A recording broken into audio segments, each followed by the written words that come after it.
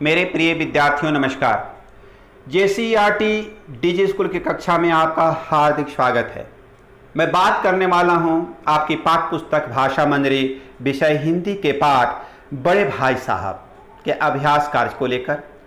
पाठ में आपने जाना कि पढ़ाई आनंदपूर्वक ढंग से करनी चाहिए, बोझ समझकर नहीं। यह कहानी शिक्षा की रटन प्रणाली की कमियों को उजागर करती है। कहानी में यह स्पष्ट किया गया है कि जीवन की समझ केवल किताबी ज्ञान से नहीं आती, बल्कि इसके लिए जीवन का अनुभव भी जरूरी है। आइए पाठ से अभ्यास कार्य करते हैं।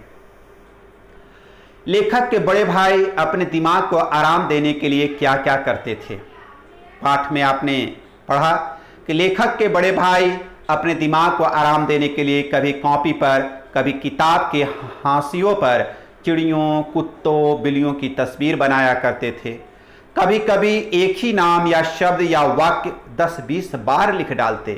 कभी एक शेर शायरी को बार बार सुंदर अक्षरों से नकल करते, और तो और कभी ऐसी शब्द रचना करते जिसमें न कोई अर्थ होता, न कोई सामंजस्य, बल्कि निरर्थक बातें होती। प्रश्न 2, लेखक के भाई ने लेखक के सामने पढ़ाई का कैसा चित्र खींचा। उत्तर, लेखक के भाई ने लेखक के सामने पढ़ाई करने की कठिनता व परिश्रम करने को लेकर बताया कि पढ़ाई करना आसान काम नहीं, बहुत परिश्रम करने की जरूरत होती है। पढ़ाई के लिए रात दिन आंखें फोड़नी पड़ती है और खून जलाना पड़ता है, तब कहीं यह विद्या आती है। उन्होंने कहा कि आती क्या है, हाँ कहने को आ जाती है, अर्थात पढ़ाई करना बहुत ही कठिन होती है, इसके लिए कड़ी परिश्रम की जरूरत होती है। प्रश्न 3, समझ किताबें पढ़ने से नहीं आती, दुनिया देखने से आती है। इस कथन को किसी एक उदाहरण देकर सिद्ध कीजिए। मेरे प्रिय विद्यार्थियों, आप इस प्रश्न के उत्तर में कुछ इस तरह से दर्ज कर सकते हैं। समझ किताबें पढ़ने से नहीं आती, दुनिया देखने से आती है का भाव यह है कि किताबों से ज्ञान मिल सकती है, परंतु उस पुस्तकीय ज्ञान को अनुभव में उतारकर ही जीवन की परिस्थितियों का मुकाबला किया जा सकता है। अनुभव से जीवन की सही समझ विकसित होती है। घर का खर्च चलाना हो, घर का प्रबंध करना हो या बीमारी का संकट हो, इन सभी में व्यक्ति की उम्र और अनुभव ही इनमें व्यक्ति की मदद करते हैं। आगे का प्रश्न देखिए। लेखक के बड़े भाई ने परीक्षा में सफलता के लिए क्या क्या किया। आप परीक्षा की तैयारी किस प्रकार करते हैं। मेरे प्रिय विद्यार्थियों, इस प्रश्न के उत्तर आप स्वयं से सोचकर लिखने की जरूरत है। थोड़ी सी मैं आपको मदद कर देता हूं। लेखक के बड़े भाई साहब ने परीक्षा में सफलता के लिए प्राणांतक परिश्रम किया था। कोर्स का एक एक शब्द चाट गए थे। विद्यालय की कक्षा करने के अतिरिक्त 10 बजे रात तक, फिर सुबह 6 बजे से 9:30 बजे तक पढ़ते रहते थे। तो इस तरह से उन्होंने परीक्षा की तैयारी की थी। लेकिन आप परीक्षा की तैयारी कैसे करते हैं, वह बात तो आप जानते हैं। तो आप इसके शेष प्रश्न के उत्तर में आप इस बात को, अपनी सोच, अपने अनुभव को दर्ज करेंगे।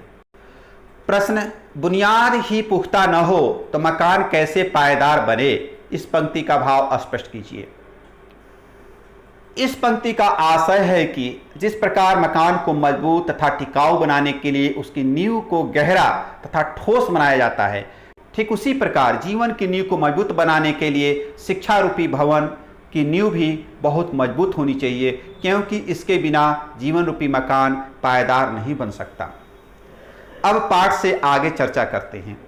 हमेशा किताब खोलकर बैठे रहने के बावजूद लेखक के बड़े भाई सालाना इम्तिहान में फेल हो जाते थे, जबकि लेखक अव्वल दर्जे से उत्तीर्ण हो जाता है। आपकी समझ से ऐसा क्यों हुआ होगा।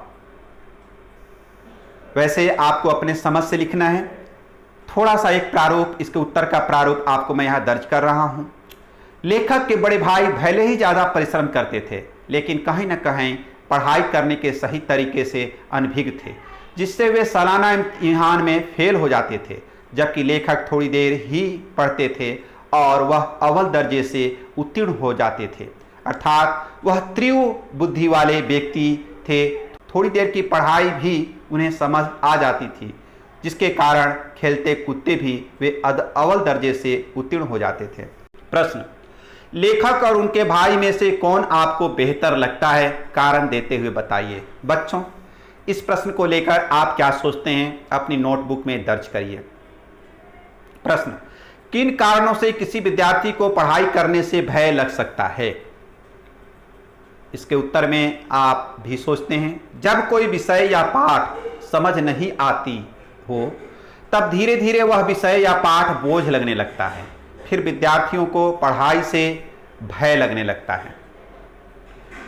आगे का प्रश्न देखिए, पढ़ोगे लिखोगे बनोगे नवाब, खेलोगे कूदोगे बनोगे खराब। आप इस उक्ति से कितना सहमत हैं? क्या वर्तमान समय में यह सही है? मेरे प्यारे बच्चों, मैं भी जब बचपन में था तो इस बात को सुना करता था बड़े बुजुर्गों के मुंह से। आज भी आप भी सुनते होंगे, लेकिन थोड़ा समय परिवर्तन हुआ है। पढ़ोगे लिखोगे बनोगे नवाब, खेलोगे कूदोगे बनोगे खराब।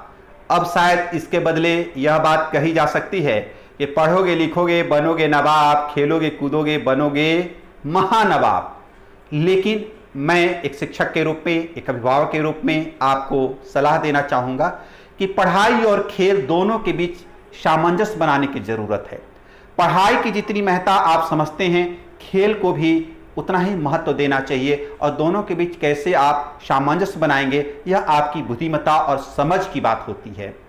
और अपनी रुचि के आधार पर फिर हम अपने जीवन में उन चीज़ों को तय करते हैं कि हमें खेल के क्षेत्रों से आगे बढ़ना है या पढ़ाई के क्षेत्रों से आगे बढ़ना है। लेकिन एक न्यूनतम पढ़ाई तो आवश्यक है ही। जब तक आपकी पढ़ाई नहीं होती है तब तक आपकी समझ भी नहीं बन पाती है। तो पढ़ाई करें और उसके साथ साथ खेल को भी महत्व दें। तो इस प्रश्न के उत्तर में आप कह सकते हैं कि यह उक्ति प्राचीन समय में प्रयुक्त थी। उस समय खेल की महत्ता नहीं समझी जाती थी, परंतु वर्तमान समय में पढ़ाई व खेल दोनों की महत्ता को स्वीकार की जाती है। अब आवश्यकता है कि व्यक्ति को जिस क्षेत्र में रुचि हो उसी आधार से अपनी मेहनत से परिश्रम तक पहुंचना श्रेयकर होता है।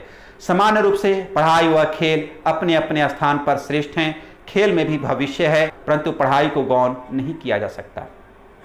प्रश्न, बड़े भाई की डांट डपट न मिलती तो क्या छोटा भाई अपनी कक्षा में अच्छा प्रदर्शन कर पाता? इस संबंध में अपने विचार लिखिए।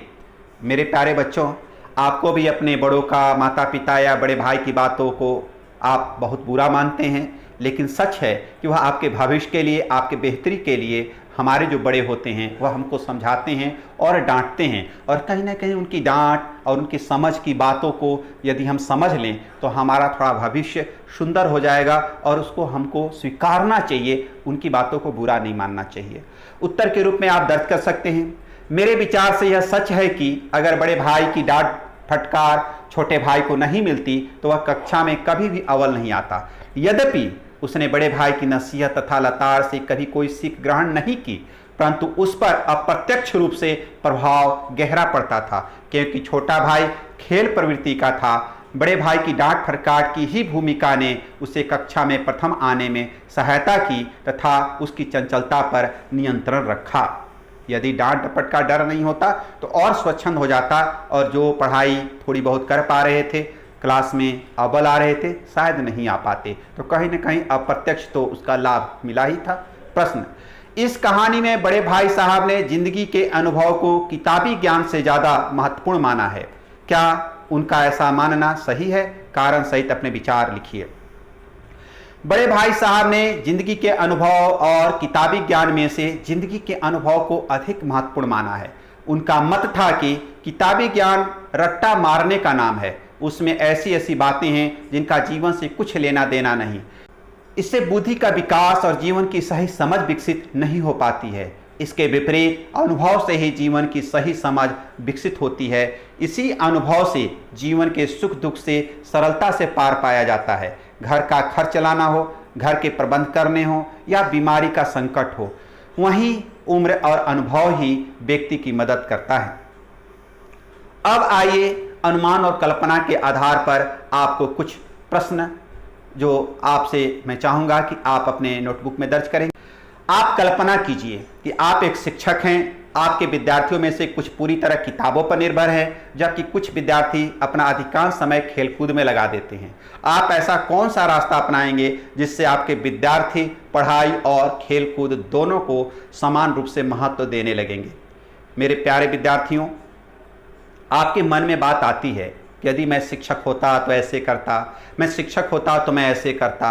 तो आप क्या सोचते हैं? आपको एक चांस मिला है और मैं आपको एक शिक्षक के रूप में सोचने के लिए आमंत्रित करता हूं कि आप सोचें और विचार करें कि यदि कोई विद्यार्थी केवल पढ़ाई की ओर है, कोई विद्यार्थी केवल खेल की ओर है, तो आप उनको पढ़ाई और खेल में कैसे सामंजस्य स्थापित करने के लिए उनको आप क्या कार्य करेंगे, किस तरह का सलाह देंगे? आपको अपने विचार और अपनी समझ नोटबुक में दर्ज करना है। मेरे प्यारे विद्यार्थियों, इस पाठ के अभ्यास प्रश्न हमने आपके साथ साझा किया। आप इस अभ्यास प्रश्न को बार बार दोहराएंगे और पढ़ाई करते रहेंगे। पुनः मैं मिलूँगा आपके इस विषय के अन्य पाठ के साथ। तब तक आप अपना ख्याल रखेंगे। धन्यवाद।